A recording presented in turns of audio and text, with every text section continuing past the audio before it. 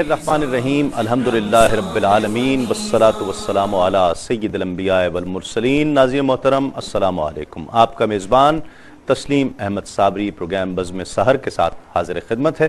ये प्रोग्राम आप मेरे साथ देखा करते हैं रोज़ाना रात 2:30 से इंतहाए सहर तक, और इंशाअल्लाह देख सकेंगे इंतहाए रमज़ानुल मुबारक तक। आज 11वां रोज़ा है दुनिया के अक्सर खित्तों में, और 11वां रोज़ा दूसरे अशरे की नवीद लेकर आया है। एक अशरा ख़त्म हुआ, अशरा रहमत, और अशरा मग़फ़िरत का आगाज़ हो गया है। यकीनन इस हवाले से भी किसी प्रोग्राम में गुफ्तगू की जाएगी कि इसे 3 अशरों में जो बाकायदा तौर पर सरनामों के साथ तक़सीम किया गया है, तो इसकी हिकमतें क्या हैं और इसकी वजूहात क्या हैं, तो यकीनन इस पर भी किसी प्रोग्राम में इंशाअल्लाह गुफ्तगू करेंगे। आज का मौजू चूँकि बहुत ही दिलचस्प और बहुत ही नाजुक मौजू है, उस हवाले से इंशाअल्लाह गुफ्तगू होगी। इस्लाम दीन फितरत है। किसी भी दौर में, किसी भी माशरे में, दौर के तकाज़ों के मुताबिक, माशरे के तकाज़ों के मुताबिक कुरान मजीद अहादीस उसका हल पेश करती हैं। मसला कितना ही जदीद हो, कोई साइंसी तरक्की की वजह से इस्लाम उसका हल बयान करता है। इसलिए कि कुरान मजीद दुनिया की वाहिद किताब है। किसी भी लाइब्रेरी में ऐसी कोई किताब मौजूद नहीं है कि जिसके लिए ये कहा जा सके कि इसका तहरीफ शुदा एडिशन या तरमीम शुदा एडिशन आएगा और उसमें जो गलतियां होंगी, जो कोताहियां, जो कमी और कजी रह गई होगी, उसे दूर कर दिया जाएगा। दुनिया की किसी लाइब्रेरी में कोई ऐसी किताब नहीं है सिवाय कुरान मजीद के कि जिसमें कोई तहरीफ मुमकिन ही नहीं है। किसी तरमीम की किसी सूरत में भी कोई गुंजाइश ही नहीं है, इसलिए कि ये अल्लाह का कलाम है। और क़यामत तक चूँकि क़यामत तक ये इंसानों के लिए रहनुमाई करने वाला है, इसलिए क़यामत तक जितने भी मसाइल आते रहेंगे। आज से 10 साल 15 साल पहले अगर आप तारीख़ के झरोकों में जाएं तो साइंस इतनी तरक्की नहीं की थी। अगर 50 साल पहले चले जाएं तो साइंस ने यकीनन इतनी तरक्की नहीं की थी। 100 साल पहले वो तरक्की भी नहीं थी जो 50 साल पहले हुई है। और आने वाले 50 सालों में, 100 सालों में साइंस किस मकाम पर खड़ी होगी कोई तसव्वुर भी नहीं कर सकता है, जितनी तेजी से ये तरक्की जारी है। नाज़रीन किराम, सूरत हाल ये है कि अभी कुछ दिनों पहले एक मसनूई दिल एक इंसान के दिल में लगा दिया गया है। तो इस्लाम यकीनन इस हवाले से कुछ न कुछ कहता है, बल्कि मुकम्मल रहनुमाई करता है। ऐसे तमाम मसाइल में पोस्टमार्टम है, ट्रांसप्लांटेशन है, बालों की, गुर्दों की, या किसी भी सूरत में खून की खरीदो फरोख्त करना, जितने ब्लड बैंक्स हैं, इन सब के हवाले से कुरान मजीद क्या कहता है, अहादीस करीमा में हमें क्या रहनुमाई मिलती है, इस हवाले से इंशाअल्लाह आज गुफ्तगू की जाएगी। तो इस ताल्लुक़ से ये बहुत ही दिलचस्प और बहुत नाजुक मौजू है जिसमें हम गुफ्तगू करेंगे, और मुख्तलिफ आरा हैं इस हवाले से उलमाए किराम की, तो इस पर भी इंशाअल्लाह बहस होगी कि अगर मुख्तलिफ आरा हों तो उस सूरत में क्या किया जाना चाहिए। हमारे साथ तशरीफ़ फरमा है आपकी, हम सब की बहुत महबूब, हर दिल अजीज़ शख्सियत, बहुत खूबसूरत अंदाज़ गुफ्तगू आपका, दिलों में उतर जाने वाला, आप हम सब उन्हें बहुत पसंद करते हैं। अल फुरकान स्कॉलर्स एकेडमी के मैनेजिंग डायरेक्टर जनाब अल्लामा मुफ्ती मोहम्मद अकमल साहब हमारे साथ तशरीफ़ फरमा हैं। उनके साथ तशरीफ़ फरमा है एक और बहुत ही खूबसूरत अंदाज़ गुफ्तगू की हामिल शख्सियत, बहुत इल्मी और फ़िक्री एतबार से चीज़ों को देखते हैं, बड़ी गहरी नज़र रखते हैं, मुमताज़ आलिम दीन, हम सब के बहुत पसंदीदा जनाब अल्लामा इरशाद हुसैन सईदी साहब हमारे साथ तशरीफ़ फरमा हैं। उनके साथ तशरीफ़ फरमा हैं चकवाल से आए हुए बहुत ही मुमताज़ व मारूफ़, पाकिस्तान के वो मुमताज़ व मारूफ़ सना खां जो दुनिया भर में पहचाने जाते हैं। अपनी खुशुलहानी की बुनियाद पर इंतखाब कलाम उनका बहुत मुनफरिद हुआ करता है। जनाब खालिद हसनैन खालिद साहब हमारे साथ तशरीफ़ फरमा है। अस्सलाम वालेकुम तीनों मेहमानों का बहुत शुक्रिया। आगाज़ करते हैं कलाम से, हमारे मेहमान चकवाल से जो हमारी दावत पर तशरीफ़ लाए हैं। खालिद साहब। मेरी जिंदगी का तुझसे ये निज़ाम चल रहा है, तेरा راستاں سلامت، میرا کام چل رہا ہے، تیرا راستاں سلامت، نہیں عرش و فرش پر ہی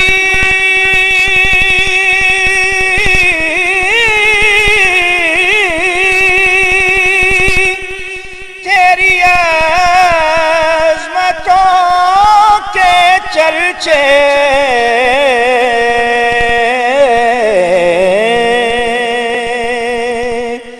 نہیں عرش و فرش پر ہی تیری عظمتوں کے چرچے، تہ خاک بھی لحد میں تیرا نام چل رہا ہے، تہ خاک بھی لحد میں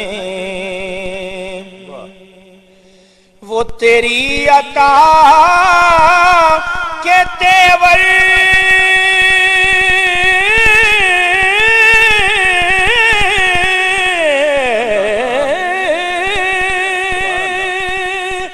وہ ہجوم گرد کوثر،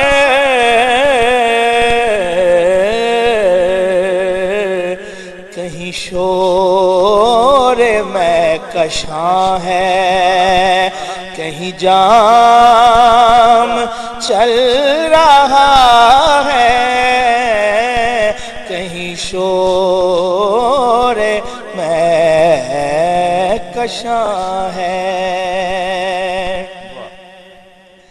کسی وقت یا محمد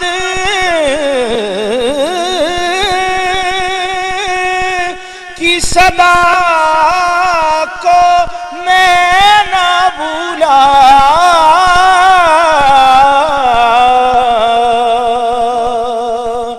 کسی وقت یا محمد کی صدا کو میں نہ بھولا، دم نظر ابھی زباں پہ یہ کلام چل رہا ہے، دم نظر ابھی زباں پہ وہ برابری کا تو نے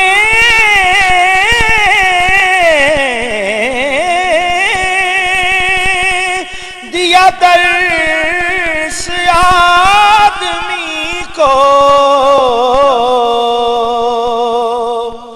وہ برابری کا تو نے دیا درس آدمی کو، کہ غلام ناقہ پر ہے تو امام چل رہا ہے، کہ غلام ناقہ پر ہے، کڑی دھوپ کے سفر میں نہیں کچھ نصیر کو غم،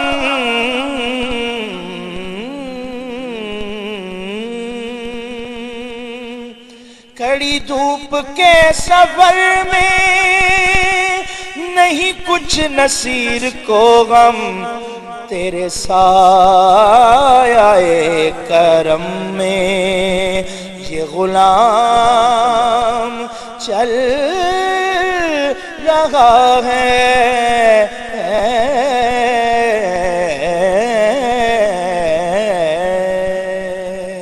ماشاءاللہ ماشاءاللہ۔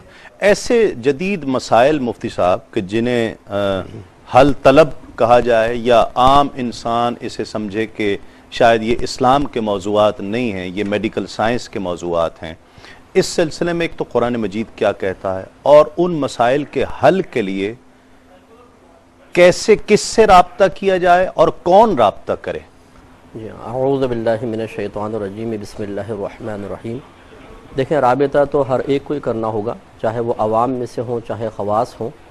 شرعی مسائل کا تعلق چونکہ عوام و خواص دونوں سے ہیں تو رابطہ تو دونوں کو کرنا ہوگا۔ ٹھیک۔ اب یہ کہ مرجع اور مرکز کیا ہوگا، تو ہمارا ایک منقول مرجع اور مرکز ہے جس کو ہم قرآن و حدیث سے تعبیر کرتے ہیں۔ ٹھیک۔ جیسے کہ آپ نے تمہیدی کلمات میں بہت جامع انداز سے ارشاد فرمایا کہ قرآن ایک ایسی کتاب ہے کہ قیامت تک کے مسائل کا اجمالی حل پیش کر دیتی ہے۔ ٹھیک۔ پھر اس کی کچھ تفصیل حدیثوں میں ہے۔ پھر جو خدامان علم ہیں، خدامان شریعت ہیں، جو علماء فقہا رہے 1500 سال میں، انہوں نے ایسی جزیات مرتب فرما دی ہیں کہ قیامت تک آنے والے ہر مسئلے کو ان جزیات کی روشنی میں جو قرآن و حدیث سے اخذ کی گئی ہیں ہم ہر مسئلے کا حل نکال سکتے ہیں۔ ٹھیک۔ تو یقینی سی بات ہے کہ چونکہ ہر شخص قرآن و حدیث سے براہ راست اکتساب فیض کی صلاحیت نہیں رکھتا ہے، تو یہ آیت پر ہمارا کلام ہو چکا کہ فَاسْأَلُوا أَهْلَ الذِّكْرِ إِن كُنتُمْ لَا تَعْلَمُونَ، اگر تم نہیں جانتے تو اہل علم سے سوال کرو۔ اب اہل علم ہر طبقے میں مختلف ہوں گے، چونکہ یہ جدید مسائل ہیں، ان میں یقینی سی بات ہے کہ زیادہ دقت نظری درکار ہے، زیادہ گہری توجہ درکار ہے، ایک فقہی ملکہ اور صلاحیت اس شخص کے اندر ہونی چاہیے جو جدید مسائل کو قدیم مسائل سے ممتاز کر کے یا ان جزیات کے ذریعے ان کا حل نکال سکے۔